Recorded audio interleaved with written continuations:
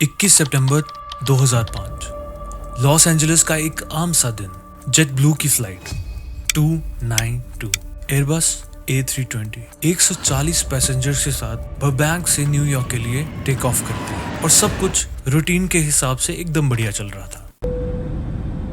Request your attention, please. 61405. We will take 3 hours and 20 minutes to reach soaring past the feet above the clouds. Our aviators. लेकिन बस सिर्फ 10 minute के बाद cockpit में एक warning light flash होती है। नोज लैंडिंग गियर डिप्लॉय हो गया है, पर एक ट्विस्ट के साथ। पायलट्स पूरी ट्राई करते हैं लैंडिंग गियर को रिट्रैक्ट करने का, लेकिन सिस्टम रिस्पॉन्ड ही नहीं करता। Autopilot disengaged. Captain Scott Burkey तब भी काफी काम और फोकस रहते हैं और तुरंत ATC को कांटेक्ट करते हैं। Pilot Jet Blue 292 requesting low pass for visual confirmation of nose gear position. और ATC से जवाब आता है affirmative, nose wheels are turned 90 degrees, they are locked sideways. ये सिर्फ एक टेक्निकल इशू नहीं था, ये एक पॉसिबल कैटास्ट्रॉफी थी। सवाल ये उठता है, क्या प्लेन सेफली लैंड कर पाएगा कि नहीं? इसके बाद 3 घंटे तक ये प्लेन 292 लॉस एंजलिस के आसपास चक्कर पर चक्कर लगाने लगता है ताकि फ्यूल बर्न किया जाए, to lighten the aircraft and to prevent the risk of explosion.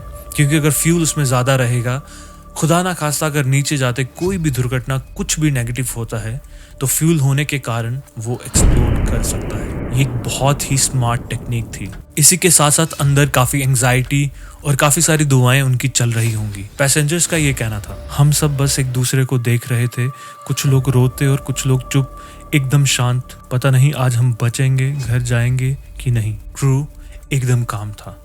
उनकी हार्डकोर ट्रेनिंग की वजह से वो एकदम पावर में आ चुके थे कि अगर कुछ भी होता है तो हमें पैसेंजर्स को कैसे बचाने की कोशिश करनी है। अपनी लाइफ को दांव पर लगाकर कैबिन प्रिपेयर्ड किया गया फॉर इमरजेंसी लैंडिंग। और उनका कहना था ब्रेस ब्रेस ब्रेस। और पूरे देश की नजर सिर्फ उस एक फ्लाइट पर थी। पूरा अमेरिका टीवी पर निगाहें लगाए बैठा था। एक प्लेन जिसके नोज गियर 90 डिग्री में चले गए हैं और उसको लैंड करना है, बट कैसे? और जैसे ही फ्यूल बर्न हुआ तो कैप्टन ने लैंडिंग के लिए अप्रोच करना शुरू कर दिया। जैसे ही आप यहाँ देख सकते हैं, जैसे ही एयरक्राफ्ट टच डाउन हुआ तो उन्होंने यही कोशिश सबसे पहले जारी रखी कि जो नोज गियर है वो हवा में ही रहे, क्योंकि वही 90 डिग्री एंगल में चला गया था। अगर वो पहले टच डाउन करता तो कुछ भी खराबी हो सकती थी, एयरक्राफ्ट एक्सप्लोड भी हो सकता था। लेकिन उन्होंने सबसे पहले बैक व्हील्स के साथ ही ग्राउंड को टच किया और उसी के सहारे वो चलते रहे और धीरे धीरे उसके बाद नोज गियर्स को टच किया। स्पार्क्स निकले, आग निकली, लेकिन कोई भी बड़ा हादसा नहीं हुआ और एयरक्राफ्ट एकदम सेफली लैंड किया और अपनी सेंटर लाइन से बिल्कुल भी नहीं हिला।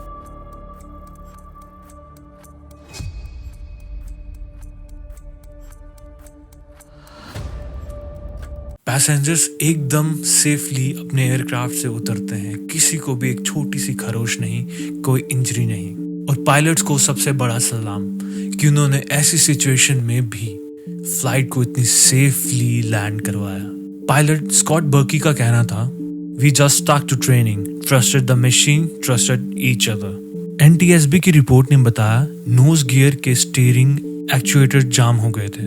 एयरबस के सिस्टम में गियर को रीसेट करने का ऑप्शन ही नहीं था। इंजीनियर्स ने भी ये कहा कि जेट ब्लू और एयरबस ने तुरंत प्रोसीजर अपडेट किया, फॉल्ट आइडेंटिफाई किया और सिस्टम रीडिजाइन किया। फ्लाइट 292 एक सबसे बड़ी वार्निंग थी, लेकिन एक सबसे बड़ी मिसाल भी थी कि जहां सिस्टम फेल हो जाता है वहां ट्रेनिंग काम आती है। एंड अ काम mind always saves lives. It's not just flying, it's faith in preparation. Safety doesn't come from machines, it comes from humans who rise above them.